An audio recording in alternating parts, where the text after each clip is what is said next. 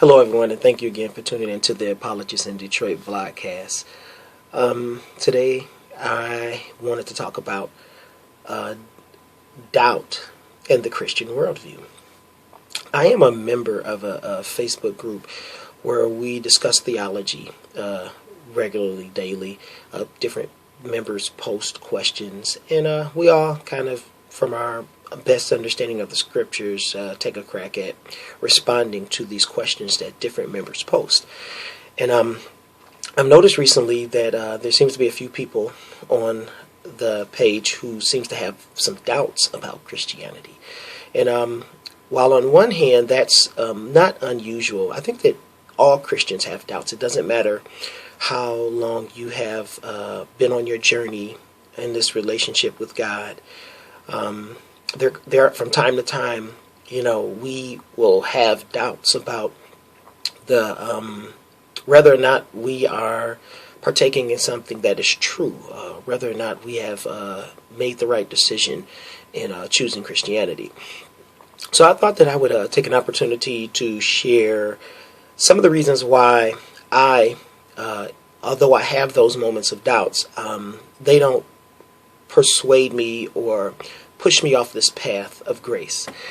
One of the things that has really profoundly changed me and built my confidence in the Bible and in God, beyond the point of doubt to where I would walk away from grace, is the truth claims of the Bible and how much they truly reflect reality.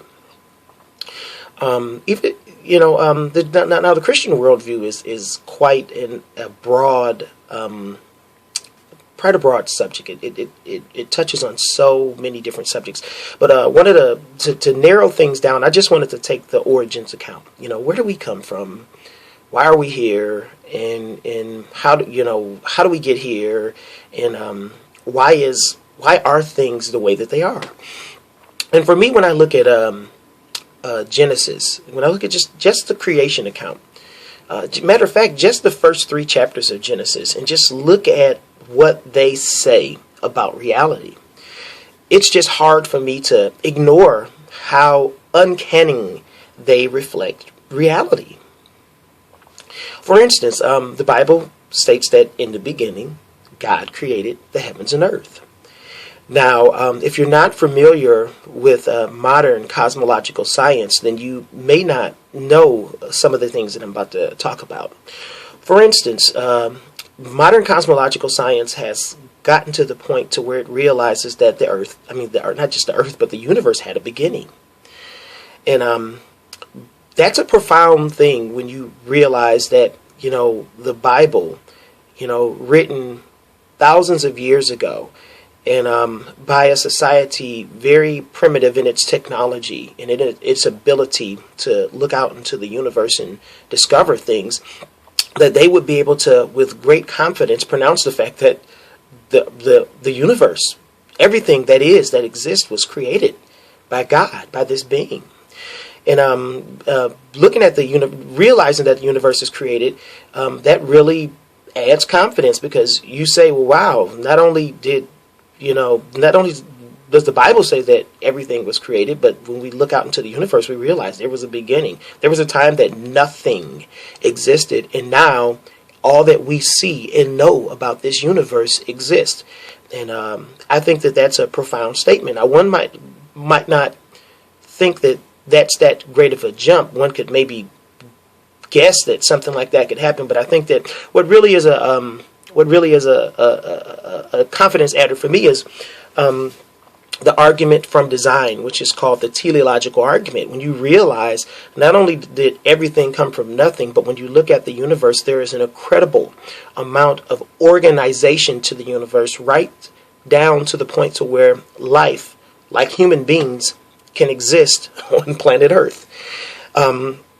Just looking at the conditions of the Earth, the distance that we are from our sun keeps us from burning up or freezing.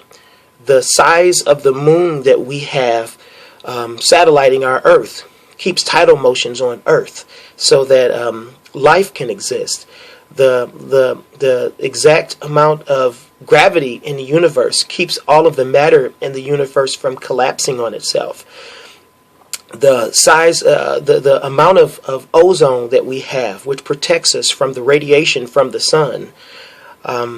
There's just an unimaginable amount of things that pertain to design in the universe that when you look at, you have to really ask the question, did someone do these things? Because whenever we see design, we recognize there's a designer. If we were walking through the middle of the woods and we looked down and we found a watch, we wouldn't suppose this watch grew. It's an act of nature. We would recognize that this watch was an act of design because the complexity and the purpose of it, the design of it, is that demands that there is a designer. So one of the things that really builds my confidence is this whole, not only does the Bible say we were created by a creator, but basically when we look out into the universe, that's what we see. Another thing that really adds that confidence once again is human beings. In all of creation, throughout all of the universe, we have found nothing as unique as us. And I think this is what the Bible was referring to when it refers to us being made in God's image. And when David in Psalm 8 says, O Lord, how majestic is your name in all the earth. What is man that you are mindful of him, the Son of Man, that you created him? You have made him a little lower than the angels and crowned him with glory and honor. When we realize that in all of creation, humankind is a very unique thing. And not only that, just like in Genesis, where God said, have dominion over all of creation, we have dominion over all of creation. You know, we build, we tear down forests and build housing developments. You know, we have dominion over this earth, just like the Bible said. Once again, is this just a coincidence that this primitive society thousands of years ago, you know, just recognized something, or was this the act of a being, omniscient being who knows everything and tells us how things are, being 100% precise and accurate?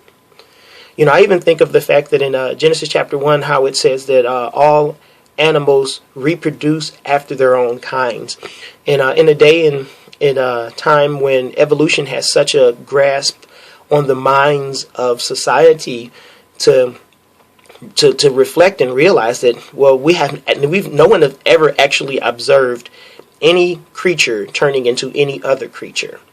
From all we can tell, from all we observe, we only see kinds reproducing after their own kinds. Once again, just a profound statement from a society that really didn't have the technology to really dig into and to discover that these things are actually true. And then lastly, and probably most powerfully for me, is the human condition. You know, we see in Genesis chapter 3 when man falls from grace into a life of sin. And once again, just uncanny. I mean, how is it that society, that humankind, this great creation that has dominion over all the earth, seems to struggle internally from some condition that causes us to do evil? You know, I think of how movies are art that is meant to imitate life. How many movies do you see where it's about utopia in the movie that it's actual utopia? I can't think of any. All the movies, even the movies that they try to make about utopia, what's wrong with the movies is that the utopia is not perfect, and this is kind of the plot of the movie. You know, all characters in a movie are imperfect. And most movies, you know, you see a ton of movies that are made about apocalypse, about the total destruction of humankind and society. I can think of I Am Legend. You can think of Lord of the Rings. Just about any movie. They make tons of movies about, you know, how the inner struggles of man at some point will probably cause the destruction of man. And so, and I think that plays out in reality. That art is how things play out in reality. You see people shoot up schools. You see in movie theaters, you see people murder, and you see people steal cars and break into houses. And even the best of us, the very best of humankind, struggles with this being bad thing that seems to be internally inside of us, but it's not some biological thing. It's not as though we can look for the cure for it like we look for the cure for AIDS. It's something that we recognize that we are infected by and we can do nothing about. We can discover or fix it in no way. So for me, part of my confidence in Christianity has to deal with the fact that, man, when you look at the Bible and you look at its truth claims about reality and you dig down and look into them, you really have to ask yourself, are these things just coincidence? Or are they actually the profound wisdom of a supernatural being with foreknowledge and omniscience and omnipotence that understands and knows his creation and has revealed things about this creation to us? And thus we should have great confidence in trusting in not only this part of the scriptures, but in all of the scriptures, because he has proven himself to be wise.